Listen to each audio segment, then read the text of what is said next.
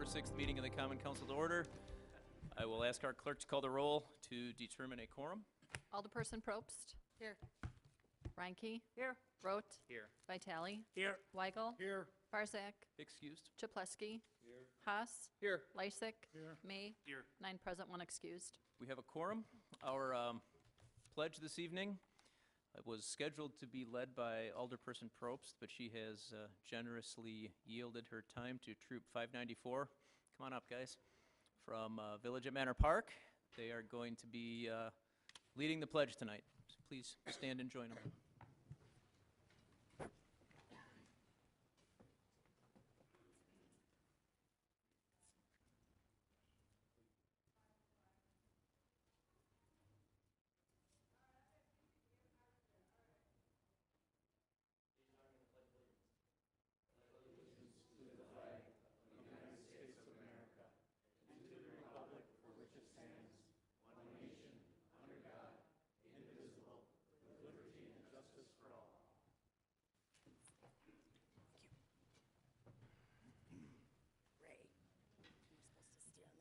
Thank you, gentlemen.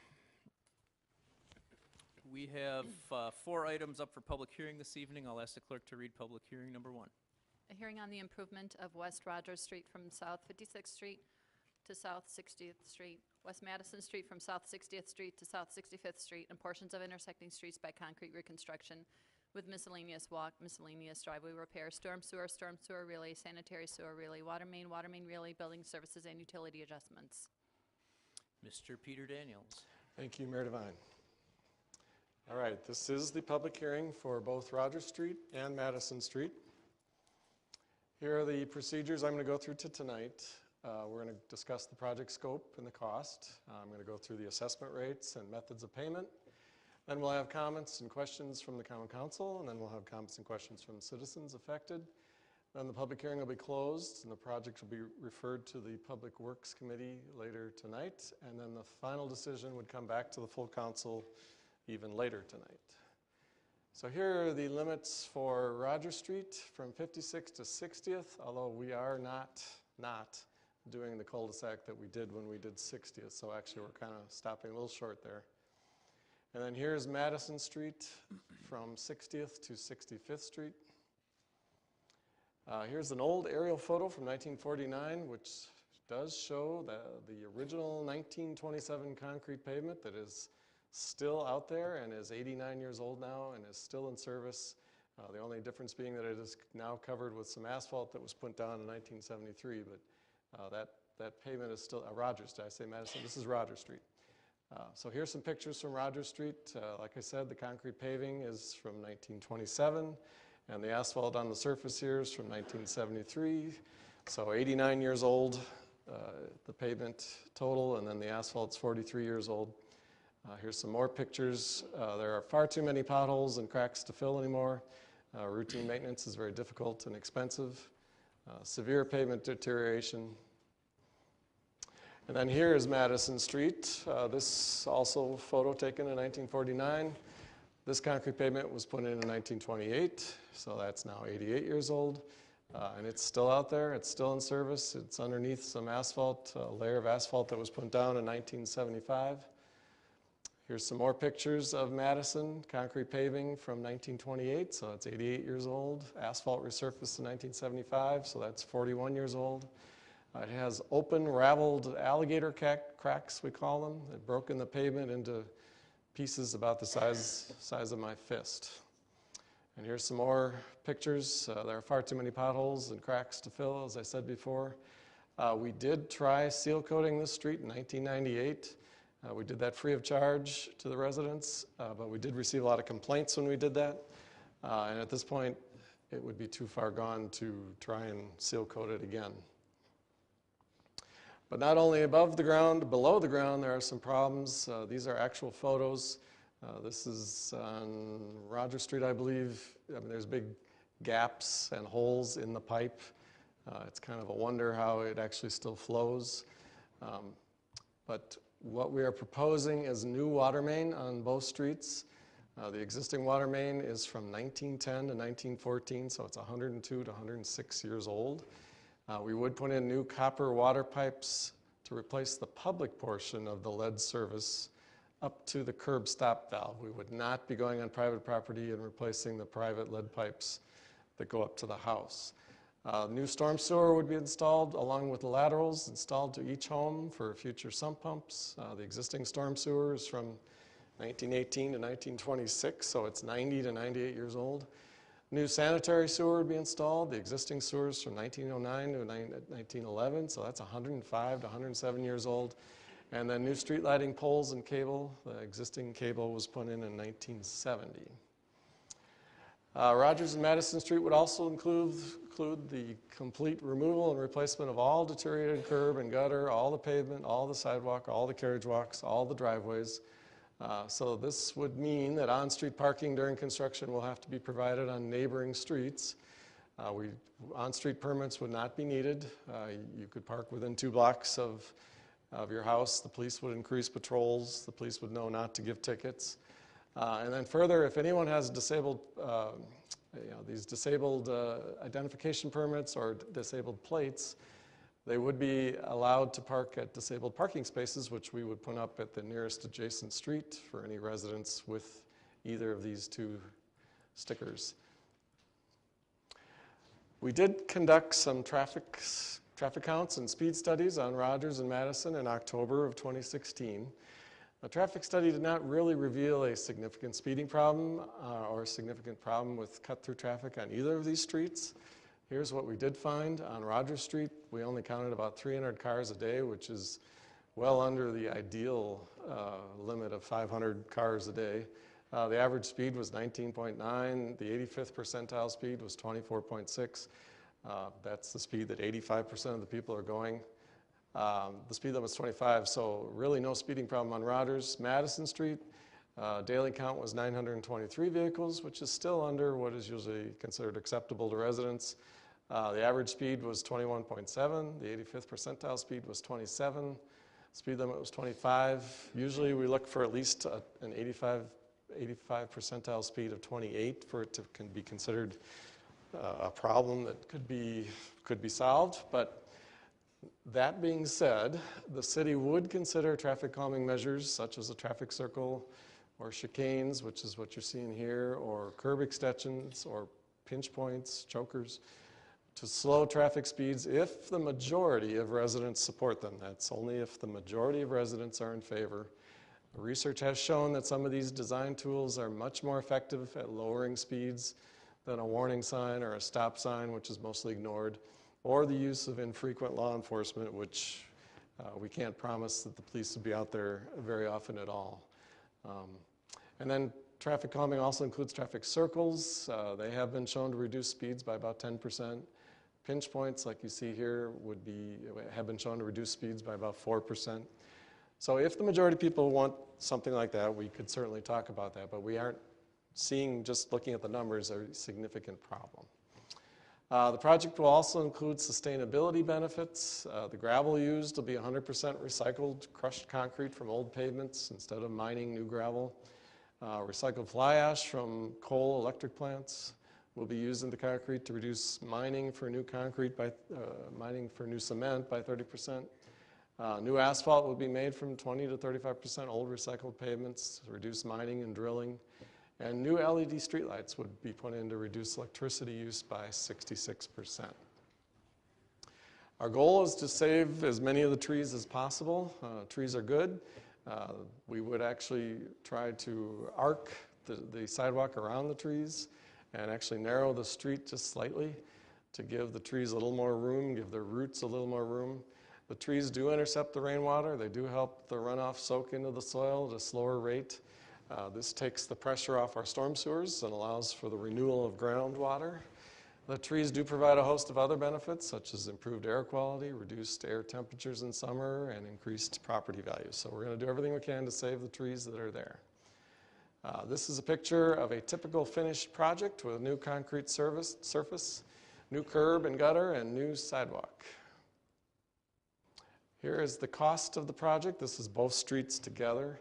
The pavement, $724,000, street lighting, $92,000, sanitary sewer, $592,000, Storm sewer, $795,000. Water main, $526,000, for a total $2.7 million for both streets. And here's where the funding is coming from. The sanitary sewer comes from the sanitary sewer utility fund, so that's about 22%. The stormwater, storm sewer comes from the stormwater program fund, that's about 29%. Water utility, or the water main is paid for from the water utility, so that's about 19%. We do take 22% from the general property tax, which is citywide, so that only 8%, or about $213,000, is actually coming from the abutting property owners through special assessments. I did want to point out that Rogers Street was postponed in 2003 due to a petition that was circulated. So that was 13 years ago on October 21st, 2003 that we had the hearing, and now we're having another one tonight. The cost back then was $173,000. Now I'm saying it's just to do Rogers is $320,000. So that's a 185% increase since we last proposed this. The assessment rate has gone up from $31 to $58 a foot, and the typical cost to the homeowner has gone up from $1,200 to $2,300 in that 13 years since we proposed it the first time. Here's how the assessments are calculated. This is a sample for a generic 40-foot lot. The assessment rate is $58.09. That's the same rate for anyone in the city. We are adding storm sewer laterals, like I said, so that the cost to the homeowner is $2,972. Plus, if you do have a driveway, it's $7.25 per square foot for that, but I think most people have alleys in this case. The bills would not be mailed out until March of 2018, not 2017, but actually 2018. The payment options at that point would be a lump sum, or a 5-year installment plan, or a 10-year installment plan. So over a 10-year period, assuming 4% interest, the special assessments would range from $416 in 2018 to $309 in the year 2027. Here's kind of a history of special assessments, why we do it. We have been doing it for over 100 years. City residents even paid up to 100% of the cost in the old days because they were getting a unique benefit of this improvement in front of their individual property. On these projects, like I said, the city's only going to collect $213,000, so that's about 8% of the total cost. The assessment rate is $58.09 per foot for all residential properties anywhere in the city, no matter how wide your street is, or how high the traffic volumes are, or how high the actual bid prices are. That's all irrelevant. Everyone is treated equally at $58.09 throughout the city. For over 100 years, Wisconsin state law has allowed for special assessments. In addition, the judges in over 100 court cases in Wisconsin have upheld this law as a fair and reasonable method to recoup the cost of the projects. So this method has certainly stood the test of time. Special assessments are the only way that we know to ensure that tax-exempt schools, churches, charities, hospitals, county parks, utilities, and railroads pay their fair share too. No one is exempt from special assessments, even though 430 properties in this city do not pay any property taxes at all. Many of these tax-exempt schools, churches, hospitals, and county parks are very large properties, and they only contribute to the city's costs through these special assessments.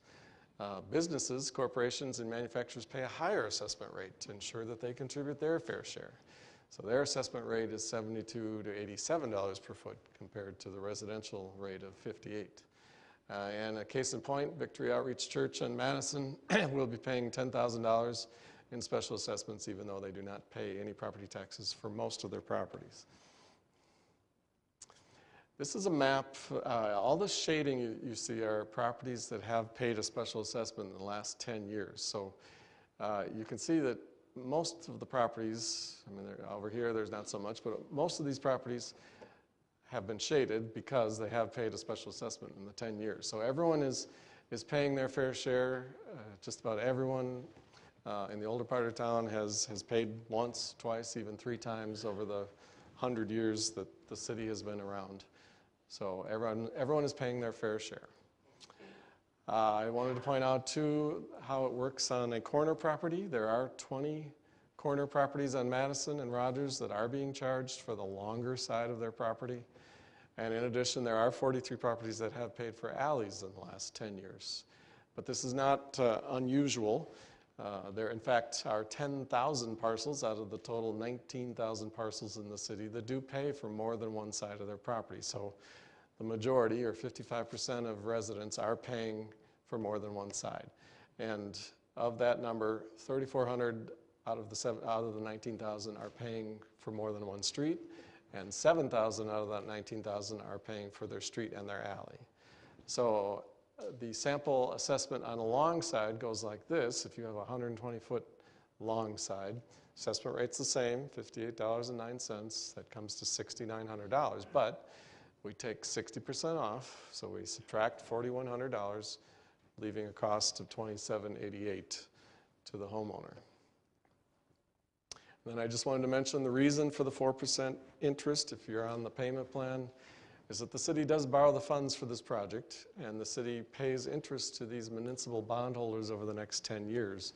So the city is merely passing along these interest charges to residents that choose the 5 or 10-year plan. The city is not making a profit off the interest charged.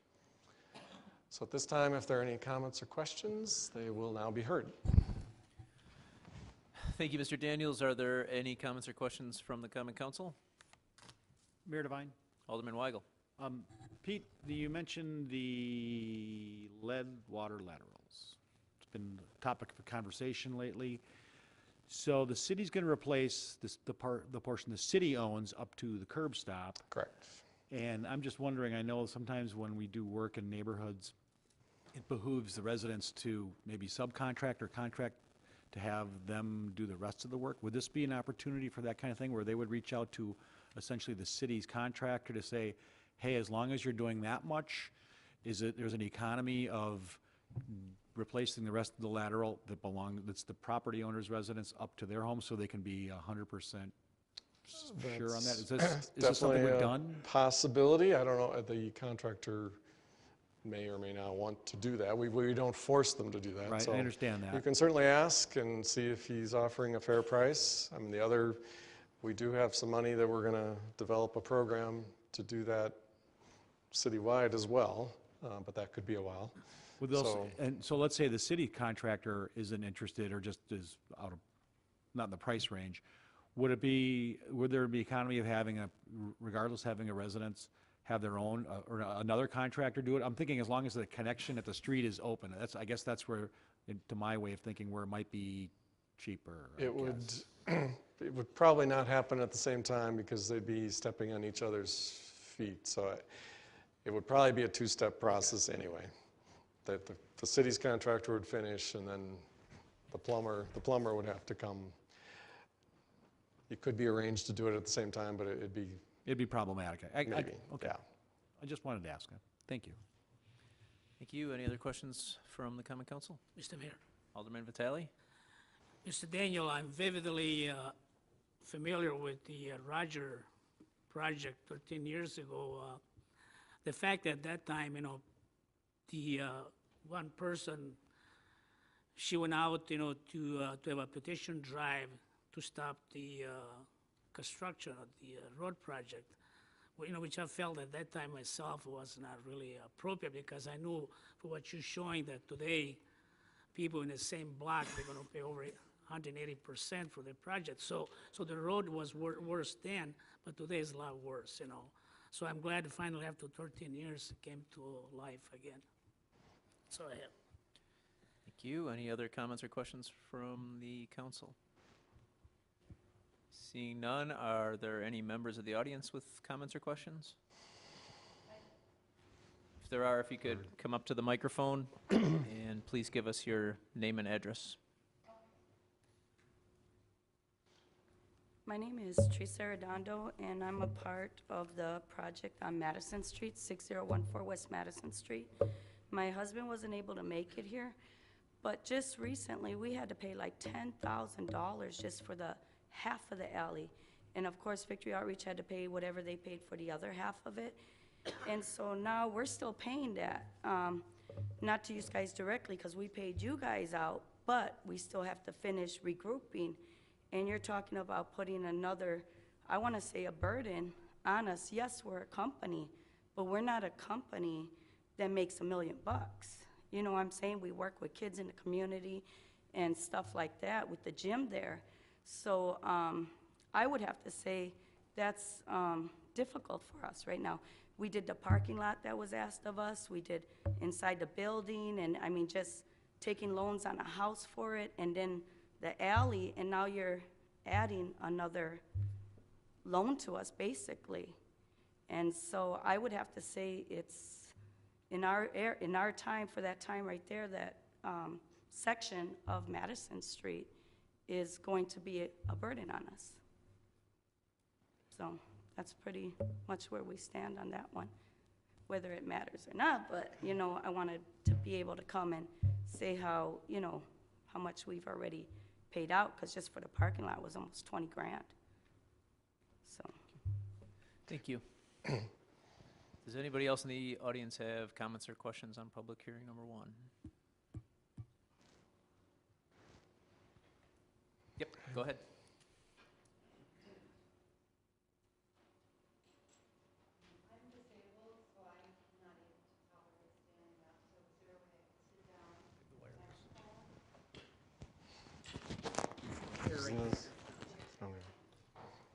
Oh, there is a microphone with a chair right next to the podium.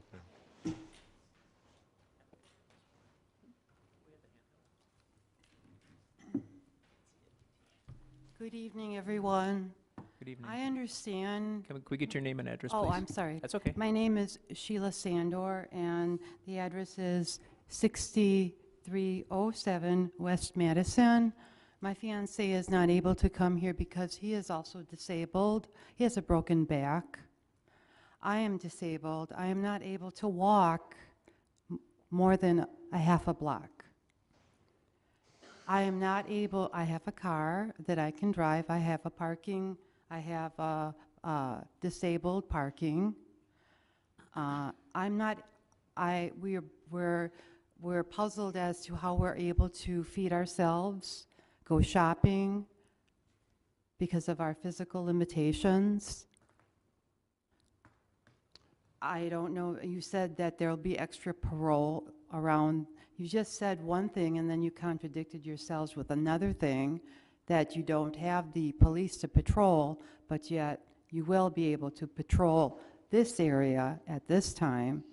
I don't understand that. We have police that patrol, but we're not going to be able to sit them at a stop sign looking for speeders for an extended period of time. I understand, but during this process, we may not have access to our garages. Right, and that's why I offered, we'll have disabled parking on the How next, far away? I'm well, not able to walk more than a half a block. at the next, whatever the next street. I can, so you're then, 63rd. you are then placing my family, we're going to starve. We can talk after. We've made special arrangements for other. And I do have, I mean, I have Disabled. a verification of everything, of my disability and everything, so. We've had I mean, lots of this. that's why I'm here, I understand. And I do have a few questions that I'm wondering about the cost effectiveness. From what I understand, I'm wondering, are you using union or non-union contractors? We take the low bidder. And We are have you, to, by law, take the low bidder. is that a yes or a no? It could be either. Depends on who gets the bid. So Whoever has bids. have you gone through that process yet, where No, you're open no. for bids? No, we won't go to bid till the spring. Till the spring? Yeah. When do you anticipate that this project would start? In May and June, we'd be doing the underground, and July and August, we'd be doing the paving. And in May and June, what would happen then? They'll be digging a hole, the sewer work will progress down the street, and you will be able to get in your driveway almost all the time during the sewer work. So in May and June, you'll be able to Okay. get in and out of your driveway. Then in July and August, when they start doing the concrete, that's when it'll be more difficult. We'll have to make special arrangements. I mean, And who can help us with that? I can help you. And- I'll get your name and phone number afterward, and Thank you we'll very be in much. contact. Thank you, I appreciate that. Because I know there's lots of legislation going on. I went down and drove myself down Rogers Street. There's 2 houses up for sale, probably because they can't afford it, like most people. The other thing is that, and this is statistics that I had gotten from Representative Ron Houghton, State Representative. This is quite a hot issue within the state government at this time, as far as municipalities, what they're doing with their transportation, how they're handling, and how they are being cost effective. That's why I asked, are you using union or non-union workers? Because I can cite that according to documented statistics that I have gotten, that there is considerable cost-effective savings for West Allis where they could be using non-union contractors, which is 80% of the companies in Wisconsin, which you could use that savings towards other services like police cars and fire departments and many things like that.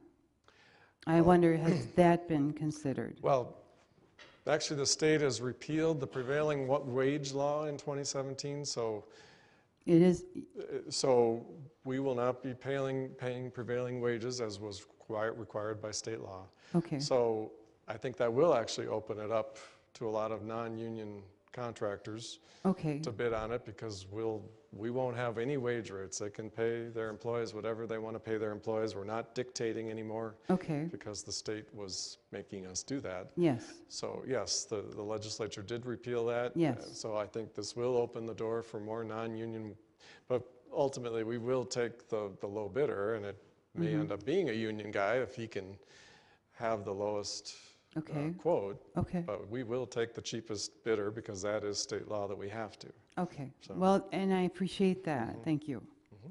And for example, when I've seen on Rogers, there's 2 houses, up for sale. I have a feeling there's going to be probably a lot of people wanting to move because they won't be able to afford this.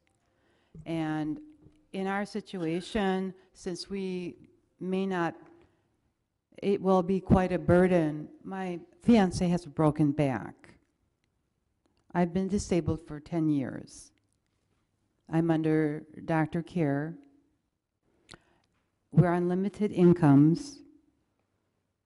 The cost will not be taken up by the landlord. They will be passed down to us. So the other option, rather than starving, would for us to be moving, which we may have to consider if we can't make any appropriate arrangements. My question is, if that decision is made for people to move, that requires moving trucks, dumpsters, how would that work with you guys? During construction, Yes.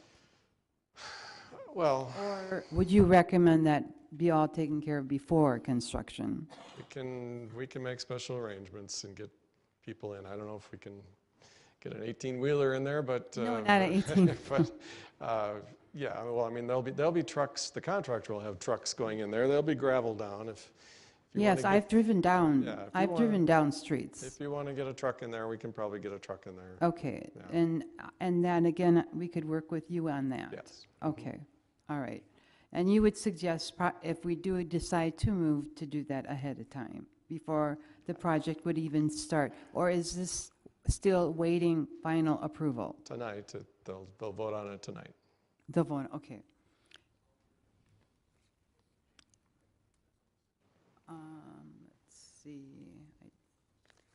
Just want to check my notes, because I did take notes.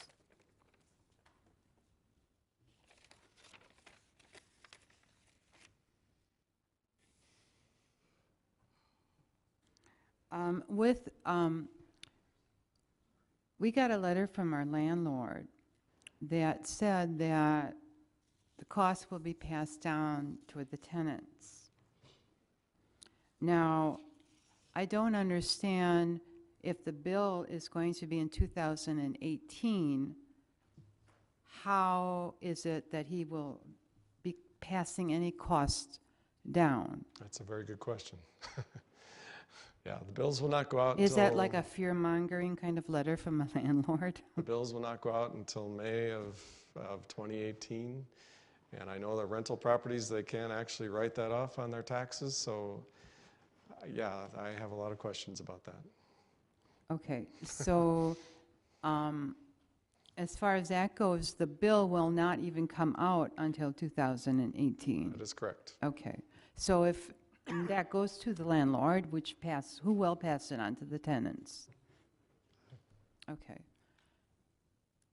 Which I understand, I understand how that works. It's the same as putting a new roof on the house to the landlord. Yes, I I understand, sir. yeah. I do. I understand. The reason I'm here is I wanted to ask a few questions about being cost effective. I'm really happy to hear that. That's really great. And I commend you for using recyclable. It was well thought out. Listen, I went on your webpage. I looked at all your stuff, all your goals. Right. Medium income is $4,800. We're on disability. We don't make $4,800 a year. I used to when I used to work. Not anymore. I can't. So this situation is really putting our lives at risk because we also live on the second floor. It's hard enough to even get any kind of groceries from where I can pull up, even upstairs between the two of us. And then my fiance is out on he can't use his back for days. So this really is very much a hardship on us. And it would be very nice that we could work things out. Absolutely. And it would be very nice to know that legally he really cannot raise our rent until the bill is received by the retail or the landlord.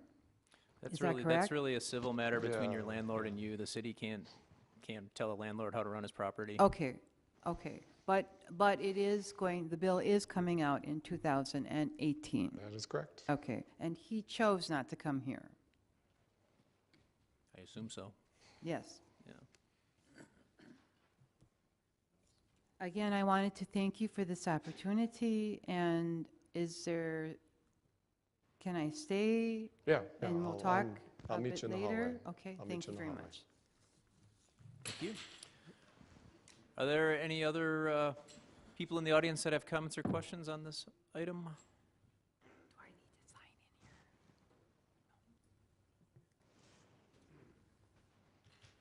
Hi, I'm Stan Betcher. My home is 1300 South 63rd.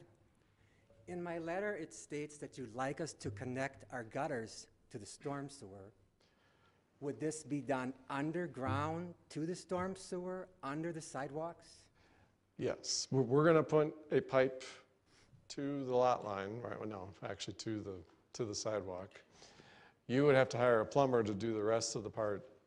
I mean, you're not required to do that unless you have a commercial property or something. But the pipe will be there for you to use. You would have to hire a plumber to go the rest of the way to the house. We're not going to do that now. Right. My other question is, have any estimates on those little, what did you call them, things in the middle of the street to slow down traffic? Those traffic Because circle? in my opinion, or- Madison Street has become the speedway in our area. all the motorcyclists on Holly Road at bar closing take Madison to avoid the main streets so they don't get pulled over. And if you pave that street and make that beautiful, you are going to make that a speedway. So I'm totally opposed to this project. You have the second highest tax rates in the city of Milwaukee and maybe the state of Wisconsin. I paid $50,000 in property taxes, and now you're asking me to help you buy a street. If my sewer under my home starts causing me problems, are you going to help me pay for that? You're not. So that's my opinion. Thank you. Is there anybody else that has comments or questions about public hearing number 1?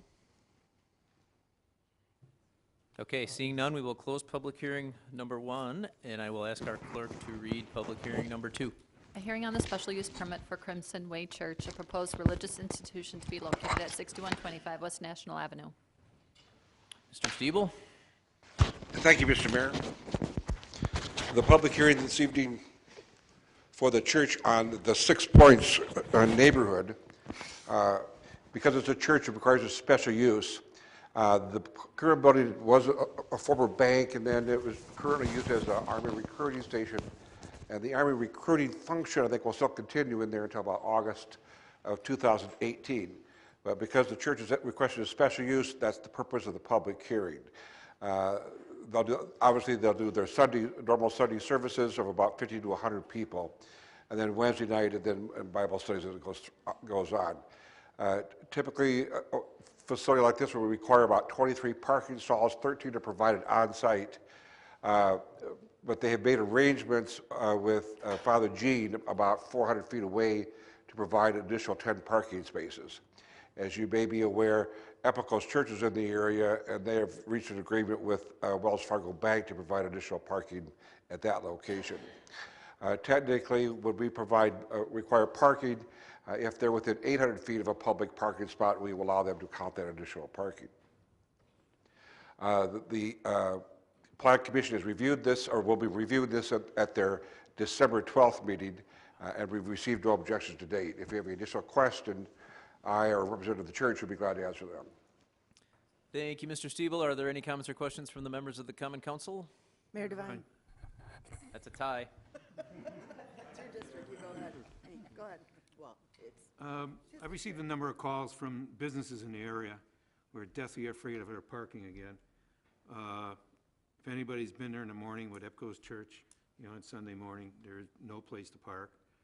And if there's going to be other events going on, you're going to be eating up all the parking in the area. Anybody that knows business knows that parking is the lifeblood of any small business. And with Epcos there, and now another church there, and then another church a block away, it's just eating up all the parking. And I assume it's one of the reasons why that bakery that closed up, they can't sell it now, because the people know that on Sunday, which is one of their big days, they're not going to have any parking spots anyplace. I think this needs to be seriously considered. Plus, we're also losing another $12,000 in property taxes. And again, and we have a church on 58th and Washington, 59th and National, 60th and National. We have Epcos Church, and we're getting our own Bible Belt here in the 1st District. I'm not supportive of this. I just don't think it's right for the area, considering everything that's there. Thank you, Alderman Chaplesky. Mayor Alderperson Probst. Mr. Stiebel, Alderman Chaplesky helped me out with one of my questions, and that was to ask whether or not the Army recruiting station that had been previously occupying it, currently still occupying it, was paying property taxes. Because what we're doing is we're moving something off of our property tax rolls. And I think that we need to take those decisions very seriously, because that is going to impact every single resident in this community. And I think that those are decisions we may not and should not take lightly. Thank you. Any other comments or questions from the Common Council? Mayor Devine. Alderperson Reinke. John, please, can you explain, is this property going to be leased, or will they purchase this? They will buy the property. They will purchase the property. I see. And the parking, you indicated 13 parking spaces. Is that on the street? On their site, there's 13 parking spaces, Yes, not counting the street parking. not counting the street. Correct. There's a parking lot? There's a parking lot right behind the building, I see. I wasn't aware of that. between the building and 61st Street. I see, okay. Thank you. Thank you. Any other questions, comments from the council? Mayor Devine, Alderman May? more of a clerical issue. It seems that this was notified for 6125. Your presentation says 6124. What's the correct address for this? It should be If that's not the 25, correct, let me South double side. check that after the public hearing. I just want to make sure it was properly notified, I guess. Thank you. Thank you. Any other comments or questions from the council? Seeing none, are there any comments or questions from the members of the audience?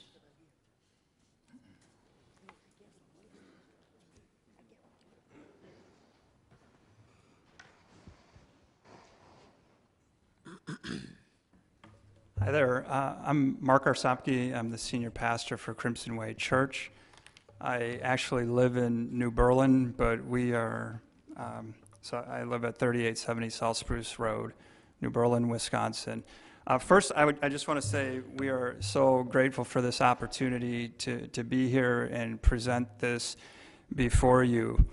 Crimson Way Church is a growing church of 250 people in Elm Grove, Wisconsin. Right now, we're a church plant from Weatherstone Church in New Berlin, which is right off of Greenfield and Calhoun. Some of you may be familiar with Weatherstone. They just built a new sanctuary out there. They have about 1,100 people. We are a very outreach-focused church. We want to provide community services as one of our primary missions here. Our mission is to empower people to be, what God has called them to be, and our mission is also to help improve cities, to help transform cities. We believe that we're going to be an asset to this community. We are going to hire people in this community. We're going to bring people into this community who are going to spend money in this community. We may be coming off the tax rolls, but that's actually not a legally permissible consideration under RLUIPA, which you guys are probably familiar with. But the fact is, we're going to add value to this community. We're going to have a food pantry. We're going to have a host of other things here. We're going to have health education. We're going to have financial education. We're going to have a Crimson Recovery Program, which is a drug and alcohol recovery program support group. It's not a day program, but it is a support group that people can come to, and it's based on the Celebrate Recovery program. We're going to have after-school programming, tutoring. We're going to be working with the public schools here in this community. In fact, last week we met with the fire department at their request and the police department at their request. We met with the police department to talk about helping battered women in this community. We also talked about the drug epidemic, the heroin epidemic, and how we can help people who are coming off of addictions like heroin. We met with the fire department and Captain Bandemir there, and Captain Bandemir is looking for help from organizations like ours. I guess they get about 800 to 900 calls from a handful of people in this community, and a lot of those people are just calling because they want some companionship, they want some friendship. And so, there are needs in this community, and we believe that we can help meet those needs. I realize that there are some concerns that this property would be coming off the tax rolls, but I can tell you this, some churches have come off the tax rolls, or properties have come off the tax rolls, and those churches have done nothing to help the community. I guarantee you, we're going to be one of your best corporate citizens here. I mean, the fact is, 2 weeks ago, we sponsored the West Dallas Community Foundation breakfast, the Thanksgiving breakfast. And why am I saying that? Because I'm saying we're going to put our money where our mouth is. We're going to put our efforts, where we say we are. We're not just going to utilize resources from the city. We're actually going to give back. And so, we're going to be a great corporate citizen. This property is zoned for institutional use. You Under the Religious Land Use and Institutionalized Persons Act, the city has to have a compelling interest to deny a conditional use permit. For the record, I'm also a partner in a law firm. I'm a part-time partner in a law firm. I've handled a number of RLUIPA-related cases, and so I'm extremely knowledgeable in this area. And I, you know, we want to be good corporate citizens. We want to give back. We want to help you. There are statutory protections for churches. And so while I acknowledge the concerns that some of the aldermen have expressed here, we're going to help make the city a better place. So with that, I will, I don't know if I can take questions, but I would be glad to answer any questions that people have as well. You can do it within the committee structure after this, Okay, when we break for great. recess. Yeah, that'd probably be best. Thank you. Yeah, thanks. Are there any other comments or questions on public hearing number 2? Yep. How you doing? My name's Doug Ross. I reside at 6200 West Greenfield. Now I know I heard the recruiting station you said is going to be gone in August. Is that what you had said? They're leaving in August? That's a shame. The Crimson Way wants to come in here, like I said, on the parking. I know what that little parking lot is in the back. And you say you can put 13 cars in there. Well, when the chalet was across the street, they have 10 spots now, and that spot's a little bit bigger than I think behind that bank. So I don't see how you're going to get 13 cars in that little area. So the parking's the big thing. Now, I know the Epicals Church, which is at 62nd and National, supposedly has 2,000 members. So they have 2 churches. We're making 1,000 at each church. So if they got 1,000 members here, like you said, on any given Sunday, they got crossing guards out there. They have the signs, and I know they have accommodations with Wells Fargo's bank. So we're, you know, that's the conflict of interest, I think. Now, the next thing on churches, you got Mount Calvary Church on 59th and National. You got Divine Destiny Church on 1204 South 61st Street. You got Victory Outreach Center on 61st and Washington. You got the First Spiritualist Church on 63rd and Washington. You got the Karen Baptist Church on South 56th Street. You got the Light of Grace, a Miracle Center on 5808 West National. You got Father Jean's Help Center on 5911 West National. You got St. Mary's on 59th and Mitchell. You got the Main Lutheran Church, 57th and Mitchell. You got St. John's Lutheran Church, 55th and Greenfield.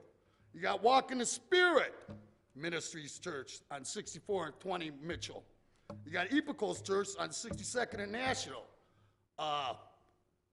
Apparently all these other churches are not helping the community, and we must need another church. I don't see the real need for a church right there. You know, that's kind of like overkill. You know, and then, like I said, it's off the tax rolls. God bless, raise taxes. But the biggest thing is GGP, God's got to park. Where are they going to park?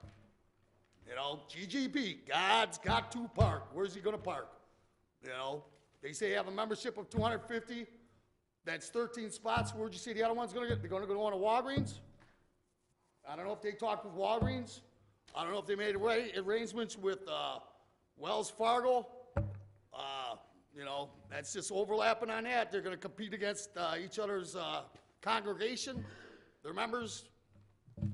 So, just waiting to see. Have a nice day. Thank you. Any other comments or questions on public hearing number 2?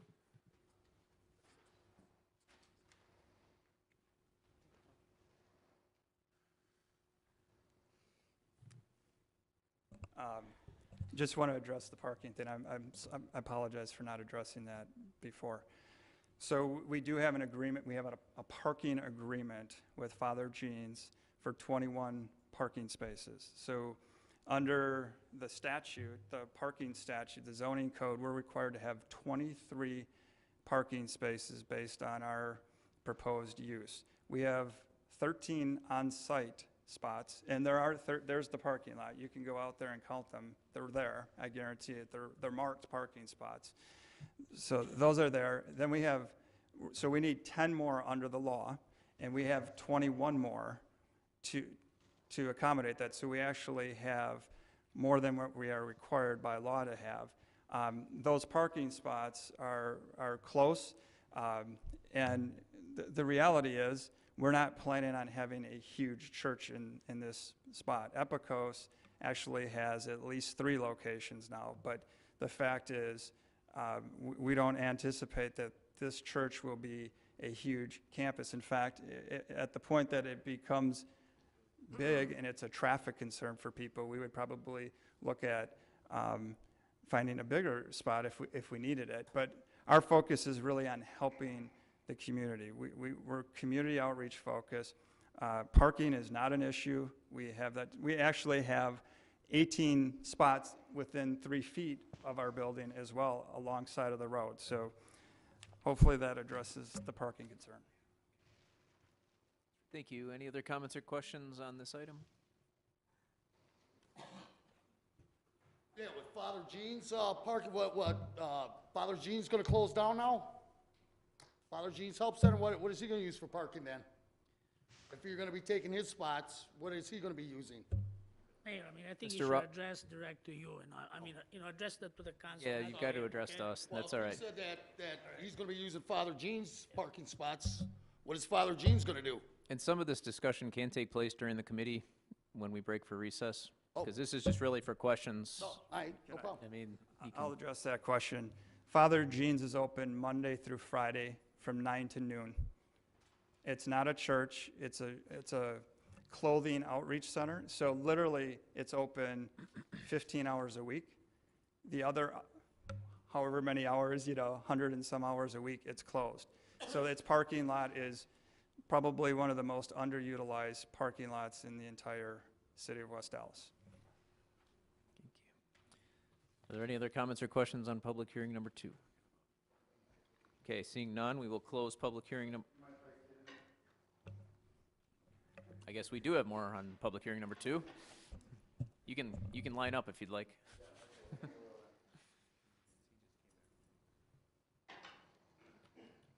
Joel Pappelham, 1332 South 74th Street. I want to go on record as saying I think it's very unfair to the small businesses in that area to put a church there. We don't need any more churches. I'm a longtime resident of West Dallas, 65 years, and I've seen a lot go on in this city.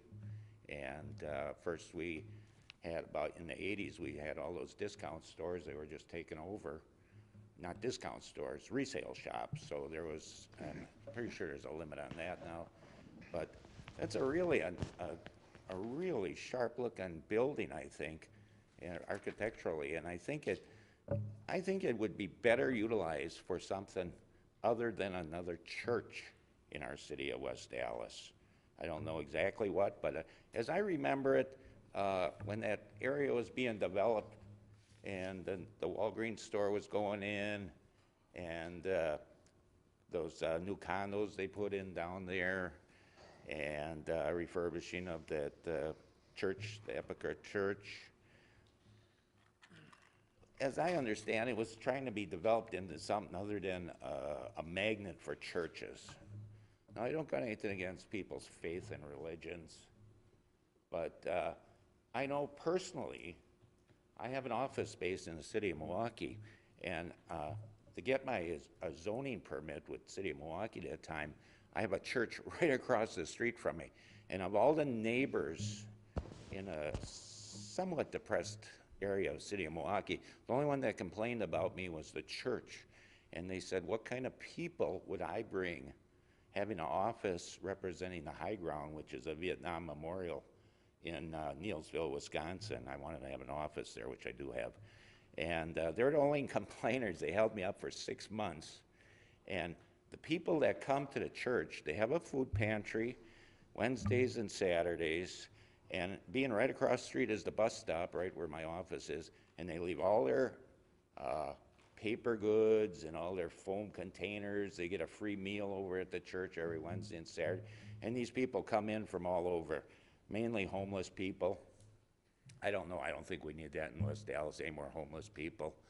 And they were talking about that I would bring some Vietnam vets that were drunk or something, you know, they made some crazy comment at City Hall about this. I mean, I've seen people come in with TB or at my bus stop and they get the TB cough, you know, the constant, and they leave beer bottles. This morning I cleared up Mr. a half Papelham, dozen can you, beer bottles. Mr. Papelham, can you keep on the topic of the public hearing for the location? I you're don't con- think we need another church there. Okay. Thank you. Thank you.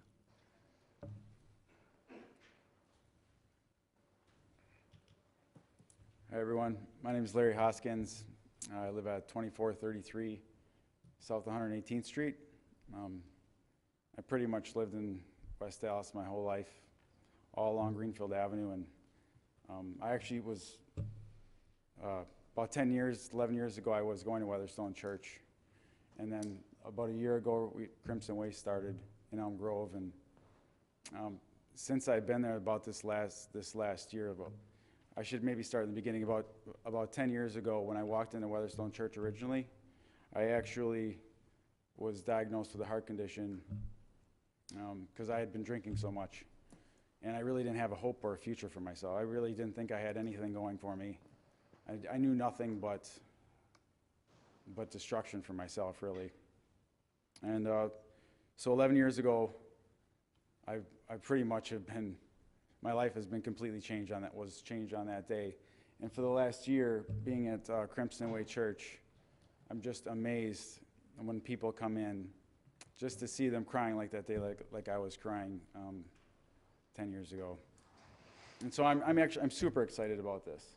I'm really, really excited about this church plant. And I know, I don't know about the other churches and the parking and stuff like that, but I know that when people come in when I see them come in on Wednesdays and Sundays, like they start crying like that day when I was at church 10 years ago. So I'm super for it and excited to see people giving their hearts to God and meeting the people. And I'm excited to meet more people in the community.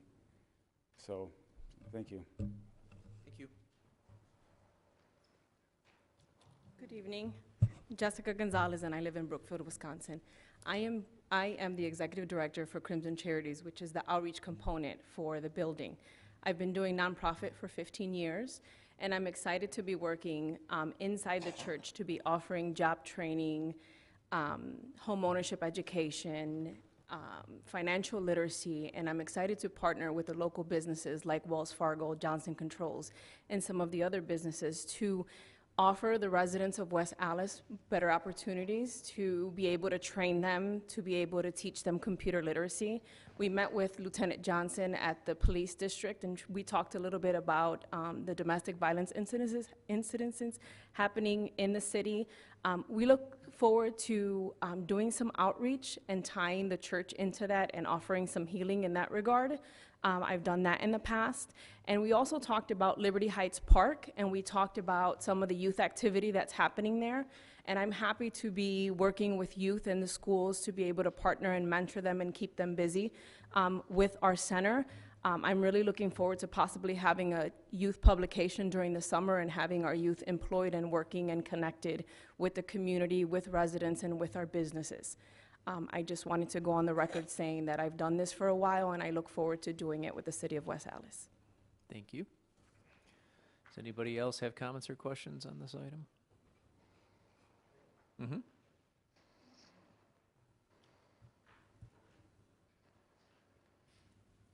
Hi, my name is Brian Tom, and I'm the architect that's involved in the project.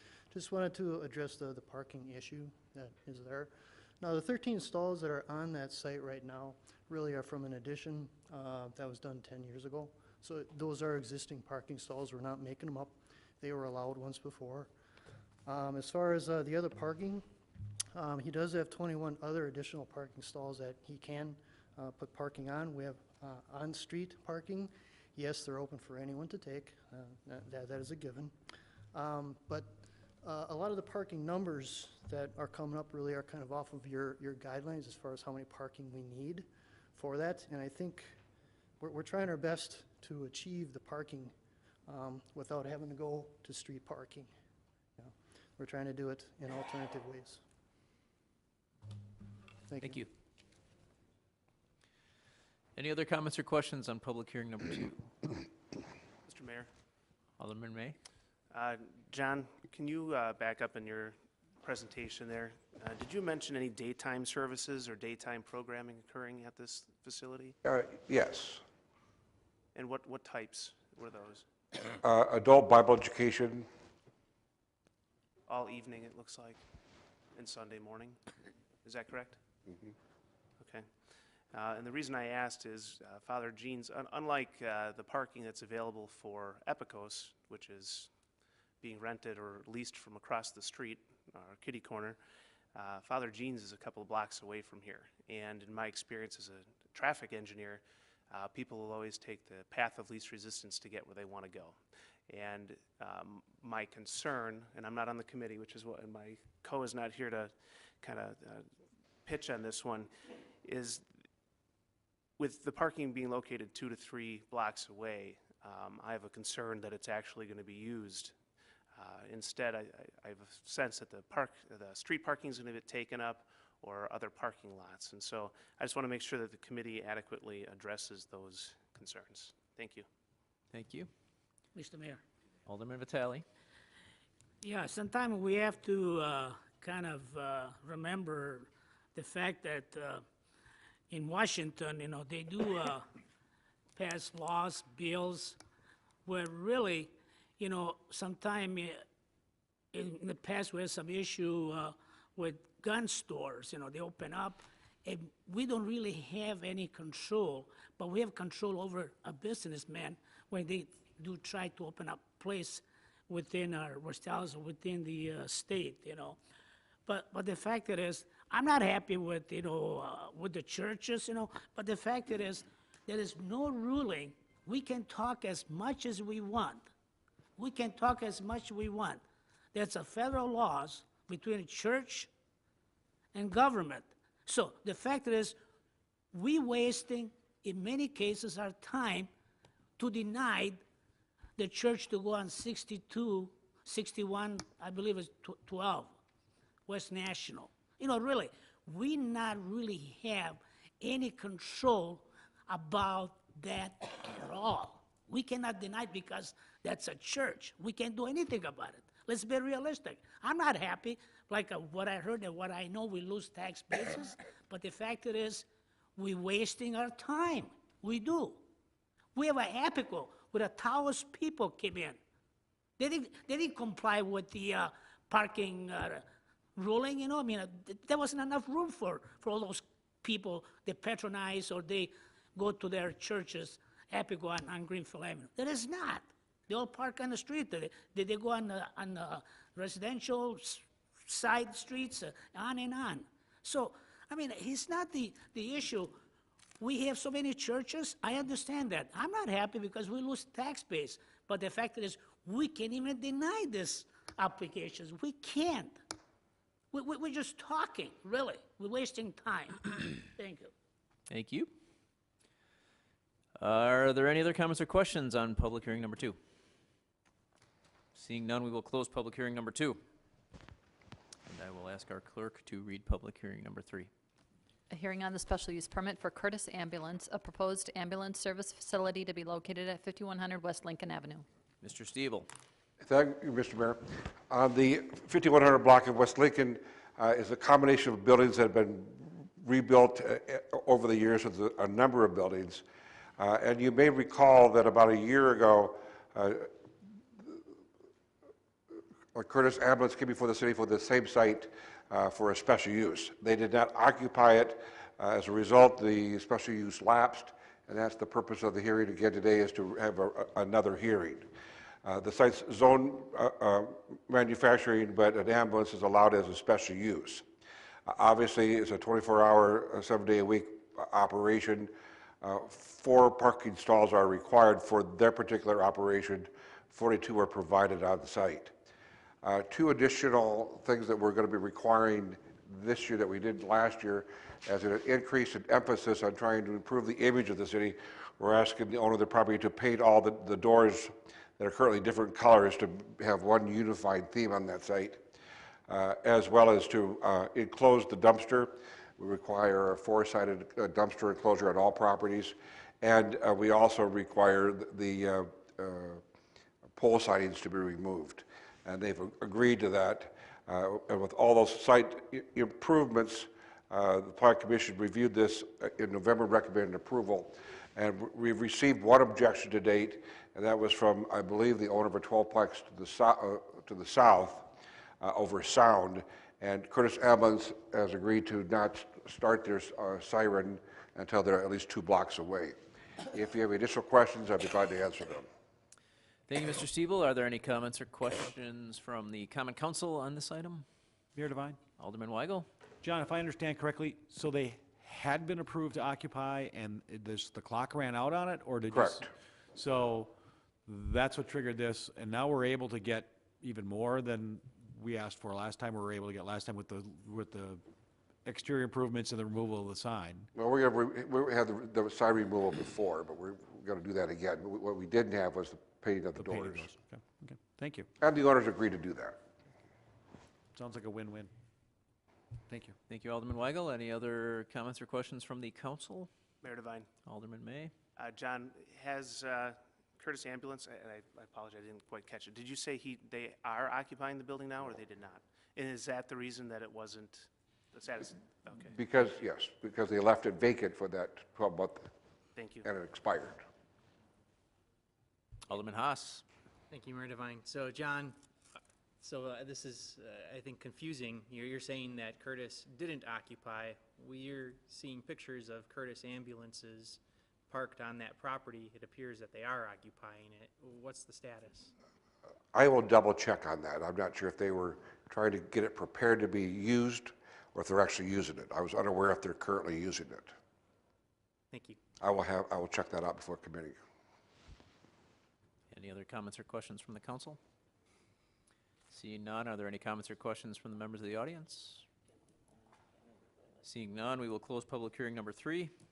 I will ask our clerk to read public hearing number 4. A hearing on an ordinance to amend the official West Dallas zoning map by rezoning the underlying zoning of the properties located at 1500 South 108th Street, 1520 through 1528 South 108th Street, 1550 South 108th Street, and their respective rights of way from M1 Manufacturing District to C3 Community Commercial District while maintaining the existing Planned Development District Commercial PDD2 overlay. Mr. Stiebel? Thank you, Mr. Mayor. As we discussed last month about the zoning issues of the Highway 100 corridor, how it begins to continue to evolve, and it certainly is evolving. And this particular site is a good example. The former Borden's Dairy site was a manufacturing facility. Sam's Club occupied the rear portion of it. And what we're talking about today is the 3 properties that are on the frontage. McDonald's, a retail shop, and a coffee shop. They have a planned unit development district overlay on them, which basically requires them to be a retail. So we eliminated this little area from the whole rezoning that we're doing for all of Highway 100 corridor. However, upon further reflection, when those buildings are demolished, or they will, the underlying zoning would still be manufacturing. So we thought we better bring it back and get that rezoned, the underlying zoning, to commercial, which is this area, so that would be consistent with the zoning that we're trying to do for the entire neighborhood. The Plan Commission has recommended approval, and we've received no objection from the developer. If you have additional questions, I'd be glad to answer them. Thank you, Mr. Stiebel. Are there any comments or questions from the council? Seeing none, are there any comments or questions from the audience? Okay, seeing none, we will close public hearing number 4. And we will move on to item E on our agenda, citizen participation. This is an opportunity for residents to address the council on matters of interest to them. Is anybody here to address the council under citizen participation? Mr. Parker. I apologize. Chet Parker, 7140 West Greenfield Avenue. This last Saturday, the Downtown West Dallas Business Improvement District once again hosted our Christmas on the Avenue. We had a fantastic turnout and received nothing but positive feedback on it. It's a great event that takes a lot of the city entities to make it work. With that said, I'd like to thank a few of them. First, I'd like to thank the City of West Allis for allowing us to host Christmas on the Avenue.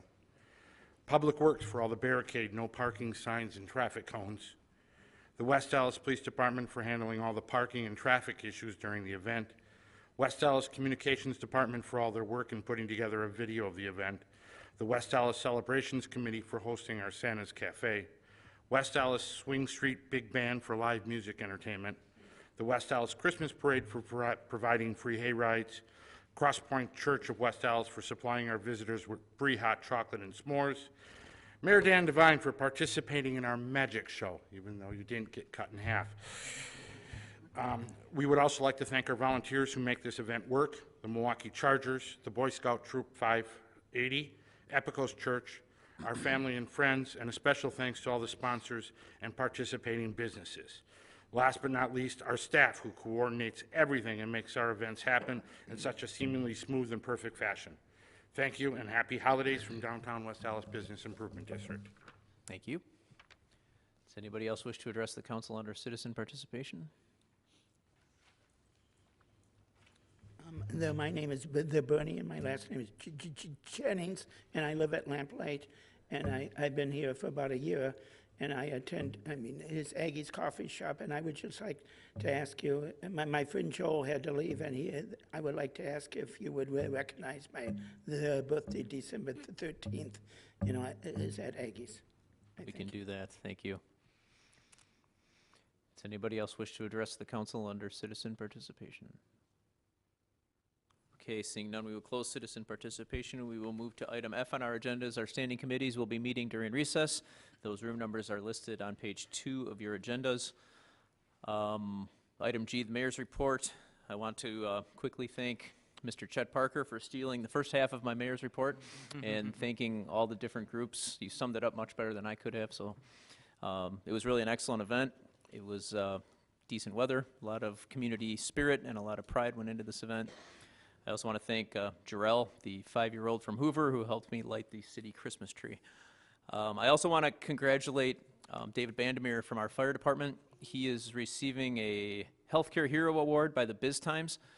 There is a breakfast on Thursday honoring him for his work. He's winning it in the first responder category, and it's for his work in the mobile integrated health efforts that the city is spearheading. It was referenced earlier tonight about some of our paramedics have been meeting more directly with residents that do call often and trying to help them manage their situations in a more proactive manner rather than being reactive. And I'm very glad to see him and the West Allis Fire Department being recognized for those efforts. That concludes the mayor's report this evening. Do we have any reports from the alderpersons? Mayor Devine. Alderman Haas. Yeah, Mayor, I am pleased to be able to share that the City of West Allis has been recognized by the Cities and Villages Mutual Insurance Company through their significant program award for innovation in excellence, creativity, functionality, and development of an original risk management and loss control activity. I have 3 plaques here to prove it. And we have 2 of our city employees who are the ones that really deserve the recognition. Scott Travers and Randy Weishar. Are either of you here? Scott and Randy, stand up. Yeah, there you go.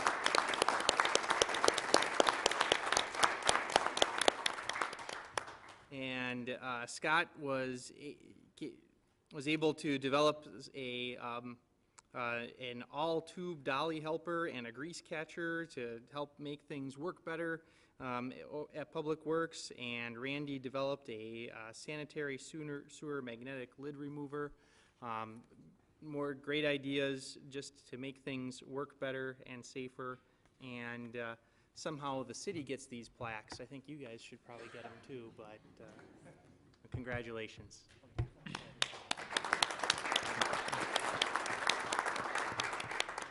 Thank you, Alderman Haas. Any other reports from the alderpersons? Mayor Devine. Alderman Lysick. I move for approval of the minutes of the Common Council regular meeting of November 15th, 2016, and the minutes of the Common Council special meeting of November 30th, 2016. Second. There's a motion and a second. Is there discussion? All in favor? Aye. All opposed? Motion carries. Item J on our agenda is I'll ask for a motion to place item 6 on file, refer item 7 to the city attorney. So moved. Second. Motion by May, second by Weigel. Any discussion? All in favor? Aye. All opposed? Item K on your agenda, standing committee reports. We have none. Mayor Devine, Alderman Lysick. I move that we stand in recess until conclusion of the committee meeting. Second. We have a motion with a second by Alderperson Ranky. All in favor? Aye. Opposed? We are in recess. Yes,